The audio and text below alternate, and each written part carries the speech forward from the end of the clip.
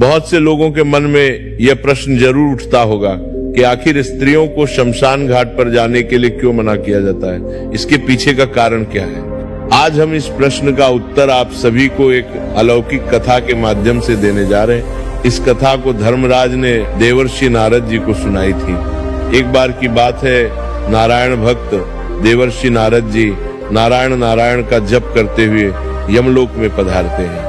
नारद जी को आता हुआ देखकर यमराज बहुत प्रसन्न हो जाते हैं और नारद जी से कहते हैं, हे ब्रह्मानंदन, यमलोक में आपका स्वागत है। कहीं आज किस प्रयोजन से यमलोक में आना हुआ? अवश्य ही आप कोई महत्वपूर्ण समाचार लेकर आए होंगे। यमराज के मुख से ये बात सुनकर देवर्षि नारद जी हाथ जोड़ते हुए कहते हैं, हे सूर्य तनय, हे दंड धारक, मैं आपको सर्वप्रथम प्रणाम करता हूँ। आज मैं आपके पास कोई समाचार लेकर नहीं आया हूँ, मैं तो आपके पास अपनी एक शंका लेकर आया हूँ। कृपया आप मेरी इस शंका का निवारण कीजिए और मेरे इस व्याकुल मन को शांत कीजिए। तभी धर्मराज मंद मुस्कान के साथ बोले, हे ब्रह्मानंदन, आपके मन में जो भी प्रश्न है आप निसंकोच होकर पूछिए, मैं अवश्य ही आपकी शंका का समाधान करूंगा। फिर देवर्षि नारद जी कहते हैं, हे सूर्य तनय धर्मराज, मेरा पहला प्रश्न यह है कि मनुष्य गरीबी से मुक्ति कैसे पा सकता है, और मेरा दूसरा प्रश्न है कि किस कारण से स्त्रियों का शमशान घाट जाना वर्जित है। देवर्षि नारद का प्रश्न सुनकर धर्मराज मुस्कुराते हुए बोले, हे देवर्षि, आज आपने समस्त मानव जाति के हित के लिए अत्यंत ही महत्वपूर्ण प्रश्न पूछा है। इस प्रश्न के उत्तर में समस्त मानव जाति का कल्याण छिपा हुआ है। हे देवर्षि, मैं आपके पहले प्रश्न का उत्तर एक महान कथा के माध्यम से देना चाहता हूँ। तत्पश्चात मैं आपके दूसरे प्रश्न का उत्तर दूंगा। आप इस कथा को ध्यानपूर्वक पूरा सुना, तब ये आपको आपके प्रश्न का उत्तर प्राप्त होगा। जो भी श्रोतागण इस कथा को पूरा सुनते हैं, उनके घर से दुख दारिद्र का नाश हो जाता है और उन्हें गरीबी से छुटकारा मिल जाता है। कथा प्रारंभ करते हुए धर्मराज कहते हैं, हे देवर्षि, प्राचीन समय की बात है। दक्षिण देश में एक नगर था। उसमें दौलत राम नाम का एक धनवान सेठ रहता था। उसके घर में किसी चीज की कोई कमी नहीं थी। उसका व्यापार बहुत अच्छा चल रहा था। उसका परिवार बहुत खुश रहता था। सेठ अपनी पत्नी के लिए हर महीने बहुमूल्य गहने और आभूषण खरीदता था, जिसके कारण उसकी पत्नी उससे बहुत प्रसन्न रहती थी। सेठ की पत्नी बहुत ही भोली भाली थी। उससे कोई भी प्रेम से कुछ पूछ लेता तो वो सब कुछ बता देती थी। एक दिन सेठ की पत्नी ने सेठ से पूछा, हे स्वामी, आपका व्यापार कैसा चल रहा है? आप कैसे इतना धन कमाते हो? अपनी पत्नी का ऐसा प्रश्न सुनकर सेठ ने सारी बात बता दी। सेठ ने कहा, हे प्रिय, मैं अनाज का व्यापार करता हूँ। मैं गांवों में जाकर छोटे छोटे किसानों से अनाज खरीदता हूँ और उसे महंगे दामों में शहर में बेच देता हूँ, जिसके कारण मुझे अधिक धन की प्राप्ति होती है। अपने पति की यह बात जानकर सेठानी बहुत प्रसन्न हुई। उसने सोचा, मेरे पति तो बहुत ही बुद्धिमान है। ये बात तो सारे नगर वालों को पता होनी चाहिए कि मेरे पति कितना बुद्धिमान है, जिसके कारण वह इतना ज्यादा धन कमाते हैं। किसी ने सच ही कहा है कि स्त्रियों को बात पचती नहीं है, वह किसी न किसी रूप में अपनी बात कह देती हैं। वही हाल सेठ की पत्नी का था। अब सेठ की पत्नी ने पूरे नगर में ये बात फैला दी कि कैसे उसके पति अपनी बुद्धि का प्रयोग करके इतना धन कमाते हैं। जब ये बात नगर के लोगों को पता चली तो वे सभी भी अनाज का व्यापार करने लगे। सेठ जो पहले कम दाम में अनाज खरीदता था, अब वही अनाज उसे महंगे दामों में खरीदना पड़ता था, क्योंकि अनाज खरीदना ये वालों की संख्या ज्यादा हो गई थी। अब सेठ को व्यापार में घाटा आने लगा। धीरे धीरे वो गरीब होता गया। सेठ का व्यापार डूबने लगा। ये देखकर वो बहुत चिंतित हो गया। उसे समझ में नहीं आ रहा था कि वो क्या करे। वो चुपचाप एकांत में बैठा हुआ था। तभी द्वार पर एक साधु महात्मा भिक्षा मांगने आते हैं। साधु महात्मा की आवाज सुनकर सेठ की पत्नी ने दरवाजा खोला और साधु महात्मा को प्रणाम किया। फिर साधु महात्मा ने सेठानी से कहा, हे पुत्री, क्या मुझे भोजन मिल सकता है? मैंने कई दिनों से भोजन नहीं किया है। तभी सेठ की पत्नी ने कहा, हे ब्राह्मण देवता, आप घर के अंदर पधारिए, आपका स्वागत है। उसने साधु महात्मा को बैठने के लिए आसन दिया। फिर वो बोली, हे ब्राह्मण देवता, आप प्रतीक्षा कीजिए, मैं आपके लिए भोजन बनाकर लाती हूँ। थोड़ी देर बाद वह साधु महात्मा के लिए तरह तरह के व्यंजन बनाकर लाई और साधु महात्मा को खाने के लिए दिया। साधु महात्मा ने भोजन किया, उसके बाद विश्राम करने लगे। तभी सेठ जी वहां पर आ गए और उन्होंने साधु महात्मा को प्रणाम किया और शांत भाव से उनके समीप बैठ गए। सेठ को इस प्रकार चिंतित देख साधु महात्मा ने कहा, हे पुत्र, क्या बात है? आप अशांत लग रहे हो, तुम्हारी चिंता का क्या कारण है?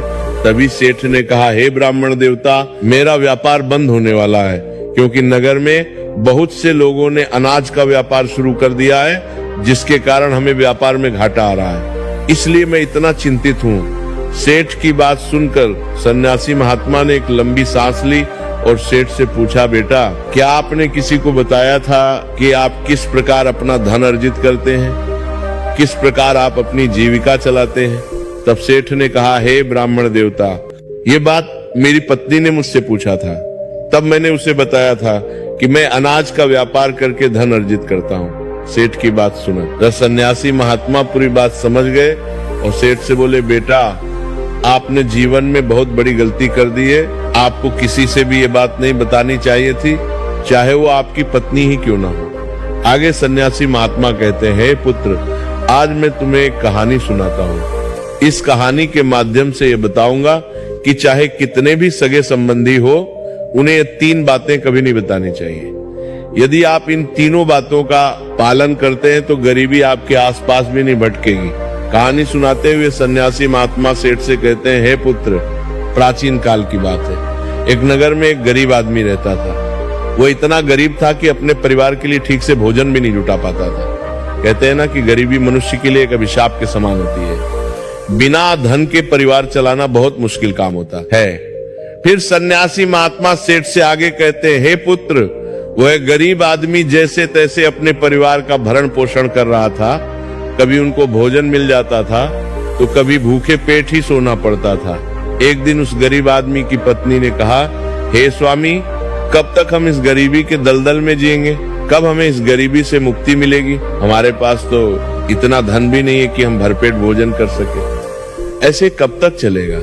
फिर उसने अपने पति से कहा, हे पतिदेव, आप धन कमाने के लिए शहर चले जाइए। पत्नी के बार बार कहने पर वह गरीब आदमी धन कमाने के उद्देश्य से शहर की ओर निकल पड़ा।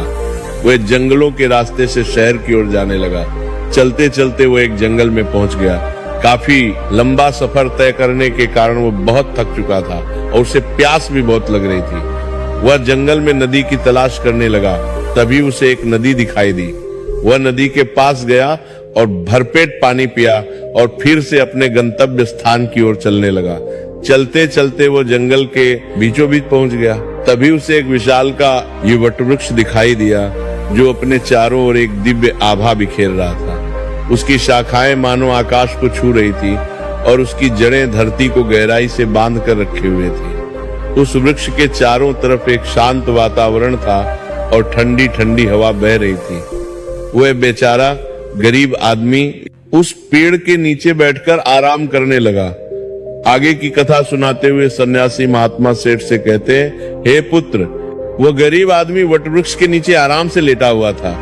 तभी उसने देखा जंगल से एक विशालकाय सर्प आया और पेड़ पर चढ़ गया। वह गरीब आदमी ये दृश्य बहुत ही खामोशी से देख रहा था और मन ही मन सोचने लगा कि ये सांप इस वटवृक्ष पर क्यों चढ़ रहा है। उसके मन में यह जानने की उत्सुकता हुई और वह उस सांप के पीछे पीछे पेड़ पर चढ़ने लगा। तभी उसकी नजर पेड़ की डाल पर पड़ी जिसके ऊपर तोता और मैना का घोंसला था। घोंसला में तोता और मैना के बच्चे रखे हुए थे। उस सांप को देखकर तोता और मैना के बच्चे डर के मारे चिल्लाने लगे। वो गरीब आदमी देखते ही समझ गया कि ये दुष्ट सांप इन बच्चों को खाने आया है। वो मन ही मन सोचने लगा कि यदि आज मैंने इस सांप से बच्चों की रक्षा नहीं की तो मुझे घोर पाप लगेगा। वैसे भी बच्चे तो बच्चे ही होते हैं, चाहे वे इंसान के हो या किसी पक्षी के। बच्चों की हमेशा रक्षा करनी चाहिए। उधर वो सर्प उन बच्चों के पास पहुंच जाता है। तभी वो गरीब आदमी जल्दी से पेड़ की एक टहनी तोड़ता है और सर्प के ऊपर प्रहार कर देता है। जैसे ही डंडे का प्रहार सर्प के ऊपर पड़ता है, वह पेड़ से नीचे गिर जाता है और जंगल की ओर भाग जाता है। फिर वह गरीब आदमी उसी वटवृक्ष के नीचे आकर लेट गया। उधर तोता और मैना के बच्चे अपनी रक्षा करने वाले उस गरीब आदमी को भगवान का रूप समझकर मन से दुआएं देने लगे। उसी समय तोता और मैना अपने बच्चों के लिए जंगल से दाना लेकर आ जाते हैं। अपने माता पिता को पास आया देख तोता और मैना के बच्चे बहुत खुश होते हैं और उन्हें पूरी घटना बताते हैं और कहते हैं, हे माँ, इस वृक्ष के नीचे जो मनुष्य विश्राम कर रहा है वह हमारे लिए ईश्वर का रूप बनकर आया था, जिसने हम सबको सर्प का आहार बनने से बचाया है। इसी मनुष्य ने उस भयानक सर्प को मारकर भगाया था और हमारे प्राण बचाए हैं। हम इसके कर्जदार हो गए हैं। अगर ये मनुष्य उस सर्प को नहीं मारता तो आज हम काल के गाल में समा चुके होते। आज से हम सब इसके आभारी हो गए। अपने बच्चों के मुख से उस व्यक्ति की प्रशंसा सुनकर तोता और मैना बहुत खुश होते हैं। फिर तोता और मैना उस गरीब आदमी के पास जाते हैं और उसका धन्यवाद करते हुए कहते हैं, हे भले मनुष्य, आज आपने हमारे बच्चों की जान बचाकर मुझ पर बहुत बड़ा उपकार किया है। हम दोनों आपका ये उपकार कभी नहीं भूलेंगे। फिर तोता और मैना ने उस गरीब आदमी से पूछा, हे भले मनुष्य, आप कौन है और आप कहाँ जा रहे हैं? मित्र, तोता और मैना के पूछने पर वो गरीब आदमी कहता है, हे पक्षियों, मैं एक गरीब आदमी हूँ और धन कमाने के लिए शहर जा रहा था। काफी लंबा सफर तय करने के कारण मैं थक गया था। तभी मेरी नजर इस वट वृक्ष पर पड़ी, जिसकी शीतल छाया के नीचे बैठकर मैं आराम करने लगा। तभी मैंने देखा कि एक दुष्ट सर्प तुम्हारे बच्चों को खाने के लिए तुम्हारे घोंसले के पास जा रहा था। उसी समय मैंने अपने मनुष्य धर्म का पालन करते हुए उस सर्प को मारकर भगा दिया। फिर तोता और मैना बोले, हे भोले मनुष्य, तुमने हम पर बहुत बड़ा उपकार किया है। संसार में सबसे बड़ी खुशी बच्चों से होती है। बच्चों से अधिक प्रिय तो किसी को कोई नहीं होता। आप भी तो धन कमाने अपने बच्चों के लिए जा रहे हैं। अब आपने हमारे बच्चों की जान बचाई है तो हम आपके बच्चों की भूख मिटाना चाहते हैं। तब उन्होंने बताया, हम दोनों तोता और मैना नाम के पक्षी हैं। आज से हम तुम्हारे लिए बहुमूल्य ये मोती ला कर देंगे। हमने सुना है कि ये मोती मनुष्यों के लिए बहुत मूल्यवान होते हैं। हम तुम्हें कुछ मोती देते हैं, तुम उन्हें बेचकर बाजार से अपने लिए कुछ खाने पीने का सामान ले आओ, लेकिन बदले में आज से तुम यहीं रहकर हमारे बच्चों की देखभाल करते रहना। हम तुम्हें प्रतिदिन कीमती मोती लाकर देते रहेंगे। तोता और मैना की बात सुनकर वह गरीब आदमी बहुत खुश हो गया और सोचने लगा, अगर हमें यहीं बैठे बैठे धन मिलेगा तो हमें इतनी दूर शहर जाने की क्या जरूरत। ये सोचकर उस गरीब आदमी ने तोता और मैना की बात मान ली। आगे की कथा सुनाते हुए सन्यासी महात्मा कहते हैं, हे पुत्र, वो गरीब आदमी तोता के द्वारा दिए हुए कुछ मोती लेकर बाजार गया और उन्हें बेचकर अपने खाने पीने का सामान खरीद लाया और उसे वट वृक्ष के नीचे एक झोपड़ी बना ली और वहीं रहने लगा और तोता मैना के बच्चों की देखभाल करने लगा। अब तो तोता और मैना निश्चिंत हो गए। उन्हें उनके बच्चों की रक्षा करने के लिए एक विश्वास पात्र आदमी मिल गया था। अब तो वो बेफिक्र होकर सुबह सुबह अपने घोंसले से उड़ जाते थे और शाम को लौट कर आते थे। अपने बच्चों को घोंसले में सुरक्षित देखकर वे बहुत खुश होते थे और उस गरीब आदमी का धन्यवाद करते थे और बदले में उसे बहुमूल्य मोती लाकर देते थे। इस तरह से धीरे धीरे तोता और मैना के बच्चों की देखभाल करते करते उसे कई महीने बीत गए थे। इधर तोता और मैना के बच्चे भी धीरे धीरे बड़े हो गए। अब उस गरीब आदमी को अपनी पत्नी और बच्चों की याद आने लगी। फिर उसने एक दिन तोता और मैना से कहा, हे पक्षियों, बहुत दिन हो गए हैं, मैं अपने घर नहीं गया। पता नहीं हमारी पत्नी और बच्चे कैसे और किस हाल में है। ये सुनकर तोता और मैना ने कहा, हे भले मनुष्य, अब तुम निश्चिंत होकर अपने घर जाओ और अपने बच्चों के साथ रहो। हमारे बच्चे भी अब उड़ने के काबिल हो गए हैं। अब मुझे कोई भय नहीं। तुम अपनी पत्नी और बच्चों की देखभाल करो। यदि कभी तुम्हें हमसे मिलने का मन करे तो तुम इसी स्थान पर आ जाना। इतना कहकर तोता और मैना उस गरीब आदमी को ढेर सारे मोती दे देते हैं। अब वो गरीब व्यक्ति उन मोतियों को अपने साथ लेकर अपने घर पहुंच जाता है। उसने वो मोती अपनी पत्नी को दिखाए। इतने सारे मोती एक साथ देखकर उसकी पत्नी बहुत प्रसन्न हुई। उसने पूछा, पतिदेव, तुम ये कीमती मोती कहां से लेकर आए हो? तब उस आदमी ने अपनी पत्नी से कहा, हे प्रिय, ये सारे मोती मुझे तोता और मैना ने दिए हैं। मैं कई महीनों से एक तोता और मैना के बच्चों की देखभाल कर रहा था। बदले में उन्होंने मुझे ये बहुमूल्य मोती दिए हैं। ये मोती बहुत कीमती और अनमोल है। इन्हें बेचकर हम धनवान बन सकते हैं और इस गरीबी के अभिशाप से बाहर निकल सकते हैं। अब हम इन मोतियों को बेचकर अपने बच्चों के लिए अच्छे अच्छे वस्त्र लाऊंगा और तुम्हारे लिए नए नए आभूषण बनवाऊंगा। आगे सन्यासी महात्मा सेठ से कहते हैं, हे पुत्र। अब वो आदमी उन मोतियों को बेचकर बाजार से अपने घर का सारा जरूरी सामान ले आया और अपने लिए एक बहुत ही सुंदर घर बनवाया। फिर वो अपनी पत्नी और बच्चों के साथ आराम की जिंदगी जीने लगा। एक दिन उस राज्य के राजा रुद्रदेव की तबीयत अचानक खराब हो गई और वो एक गंभीर रोग से ग्रसित हो गया। राजा का इलाज करने के लिए दूर दूर से बड़े बड़े वैद्य हकीम राजा का इलाज करने के लिए आने लगे और अपने अपने तरीके से इलाज करना शुरू कर दिया, लेकिन राजा के स्वास्थ्य में कोई सुधार नहीं हुआ। फिर एक दिन राजकीय वैद्य ने कहा, महाराज, इसका एकमात्र इलाज यही है कि आपको किसी तोते के बच्चे का मांस मिल जाए तो आप बिल्कुल ठीक हो सकते हैं। वैद्य की ये बात सुनकर राजा रुद्रदेव ने अपने मंत्री को बुलाया और कहा, जाओ इसी समय राज्य में घोषणा करवा दो कि जो भी व्यक्ति राजा को तोता लाकर देगा उसे 100 स्वर्ण मुद्राएं उपहार में दी जाएंगी। राजा के आदेशानुसार मंत्री ने सारे राज्य में घोषणा करवा दिया कि जो भी व्यक्ति महाराज के लिए तोता लेकर आएगा उसे उपहार में 100 स्वर्ण मुद्राएं दी जाएंगी। ये बात पूरे राज्य में हवा की तरह फैल गई। नगर के लोग तोते की तलाश में इधर उधर जंगलों में जाने लगे, लेकिन किसी को भी तोता नहीं मिला। अंत में सबके हाथ में निराशा ही आई। आगे की कथा सुनाते हुए सन्यासी महात्मा सेठ से कहते हैं, हे पुत्र, एक दिन उस गरीब आदमी की स्त्री अपने पड़ोस में कुछ स्त्रियों के साथ बैठकर बात कर रही थी। तभी बातों ही बातों में उन सबके बीच तोते की चर्चा छिड़ गई। तभी एक स्त्री उस गरीब आदमी की पत्नी से बोली, बहन, क्या तुम्हें पता है कि राजा किसी गंभीर रोग से ग्रसित हैं जिनके इलाज के लिए वैद्य ने एक तोता लाने के लिए कहा है।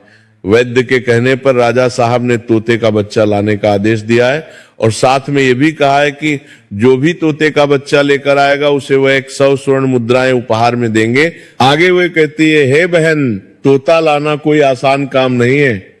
इतना ही आसान काम होता तो राजा के पास इतने सैनिक हैं, वह कब का ले आते। जब उस गरीब आदमी की पत्नी ने यह बात सुनी कि राजा साहब बीमार है और उन्होंने घोषणा की है कि जो कोई उन्हें तोते का बच्चा लाकर देगा उसे वो उपहार में 100 स्वर्ण मुद्राएं देंगे, तो ये सुनकर वो बहुत खुश हो गई और उसने कहा, अरे बहनों, तोता लाना कौन सी बड़ी बात है। मेरे पति तो कई महीने तक तोता और मैना के बच्चों की देखभाल करके आए हैं। वह एक नहीं कई तोते ला सकते हैं। इतना कहने के बाद वो अपने घर चली गई। नगर की स्त्रियों ने जब उसकी ये बात सुनी तो उन्होंने अपने अपने पतियों से जाकर बताया। धीरे धीरे ये बात पूरे नगर में फैल गई। जब ये बात राजा रुद्रदेव को पता चली कि उनके राज्य में एक व्यक्ति है जो तोता और मैना के बच्चों की देखभाल करता था और वो उसके लिए तोता लेकर आ सकता है, तो राजा ने तुरंत अपने सैनिकों को आदेश दिया कि जाओ उस आदमी को पकड़कर मेरे सामने उपस्थित करो। राजा का आदेश पाकर राजा के सैनिक उस आदमी को पकड़कर राजा के सामने लाकर खड़ा कर देते हैं। राजा ने उससे क्रोधित होकर कहा, इतने दिनों तक तुमने मुझे तोता लाकर क्यों नहीं दिया? जाओ इसी क्षण तोता लेकर आओ। यदि तुम मेरे लिए तोता लेकर आओगे तो मैं तुम्हें उपहार दूंगा, परंतु तुमने छल करने की कोशिश की तो तुम्हें मृत्यु दंड की सजा मिलेगी। राजा की ये बात सुनकर वो आदमी घबरा गया और बोला, हे महाराज, आप मेरे प्राण ले लो पर मैं आपको तोता का बच्चा लाकर नहीं दे सकता। मैंने तो उनकी जान बचाई थी। एक रक्षक भक्षक कैसे बन सकता है? उसकी इस बात को सुनकर राजा रुद्रदेव उस पर क्रोधित होते हुए बोले, अगर तुमने हमारी बात नहीं मानी और तोता का बच्चा लाकर नहीं दिया तो हम तुम्हारी पत्नी और बच्चों को मरवा देंगे। आगे सन्यासी महात्मा सेठ से कहते हैं, हे पुत्र, मनुष्य सबसे ज्यादा कमजोर तब पड़ता है जब उसके बच्चों की सुरक्षा की बात आती है। ऐसे में वो कुछ भी करने को मजबूर हो जाता है। राजा की बात सुनकर वह गरीब आदमी बहुत घबरा गया। उसने सोचा कि अब मुझे किसी भी तरह तोते का बच्चा लाकर राजा को देना ही होगा। वो गुस्से में घर आया और अपनी पत्नी को डांटने लगा और बोला, तुमने ये क्या अनर्थ कर दिया? तुम्हें बिल्कुल भी समझ नहीं है हम क्या करते हैं और कहां जाते हैं। ये बात किसी को नहीं बतानी चाहिए। लेकिन तुमने तो ये बात नगर की स्त्रियों को बता दिया, तुम्हारी ये बात उसे दुष्ट राजा रुद्रदेव तक पहुंच गई। तुम ही बताओ मैं क्या करूं। जिस तोता और मैना के बदौलत आज हमें खाने को भोजन, रहने को नया घर और पहनने को अच्छे वस्त्र मिले हैं, जिनके कारण हम गरीबी के दलदल से बाहर निकले। मैं उनके साथ इतना बड़ा धोखा कैसे कर सकता हूं। तुमने ये बात उन महिलाओं को बताकर बहुत बड़ी भूल की है। फिर जब उसका गुस्सा शांत हुआ तो उसने अपनी पत्नी को समझाते हुए कहा, प्रिय, अपने घर की कुछ बातें दूसरों से कभी नहीं कहनी चाहिए। पहली बात, आपके घर में कितना धन है और आपकी कमाई का स्रोत क्या है, ये बातें दूसरों से कभी नहीं बतानी चाहिए। दूसरी बात, घर में आपसी प्रेम की बातें, पति पत्नी के प्रेम की बातें बाहर वालों के सामने नहीं करनी चाहिए। तीसरी बात, आपसी लड़ाई झगड़ा, मतभेद, मान अपमान की बातें कभी दूसरों के सामने नहीं करनी चाहिए, वरना लोग हमारी गुप्त बातें जानकर, हमारी कमजोरी को समझकर हमारा फायदा उठाते हैं। चौथी बात, अपनी कमजोरी दूसरों के सामने ना बताएं और अपनी उन्नति का राज किसी को ना बताएं। जिन बातों के कहने से आपके परिवार पर दुख आ सकता है। आगे सन्यासी महात्मा सेठ से कहते हैं, पुत्र, इन बातों के अतिरिक्त मनुष्य को उन बातों को अपनी स्त्री से नहीं बतानी चाहिए जिन बातों से घर की मान प्रतिष्ठा नष्ट होती हो, परिवार पर संकट आता हो, किसी की जान जाती हो, परिवार में फूट पड़ती हो या आपके रिश्ते खराब होते हो। क्योंकि कहते हैं कि स्त्रियों के पेट में इस तरह की बातें पचती नहीं है, वो बहुत जल्दी प्रसन्न होकर दूसरों के सामने सब बातें बोल देती हैं। आगे सन्यासी महात्मा कहते हैं, पुत्र, वह गरीब आदमी अपनी पत्नी से बोला, हे प्रिय, तुम्हारी ये एक गलती आज हमारे परिवार को मौत के मुंह में डाल रही है। यदि तुमने इस बात को छुपा लिया होता तो आज हम निर्भय होकर अपने घर में खुशहाल जीवन व्यतीत कर रहे होते। अब राजा की आज्ञा है तो तोता का बच्चा लाकर राजा को देना ही पड़ेगा। यदि मैंने उनके आदेश की अवहेलना की तो वो पूरे परिवार को मृत्यु दंड दे देंगे। इस पाप के लिए भगवान मुझे कभी माफ नहीं करेंगे। जिन बच्चों की मैंने इतने दिन देखभाल करी, जिन्हें मैंने काल के गाल से बचाया, अब मैं उन्हें किस प्रकार मौत के मुंह में डाल सकता हूं। तभी उसकी पत्नी कहने लगी, हे पतिदेव,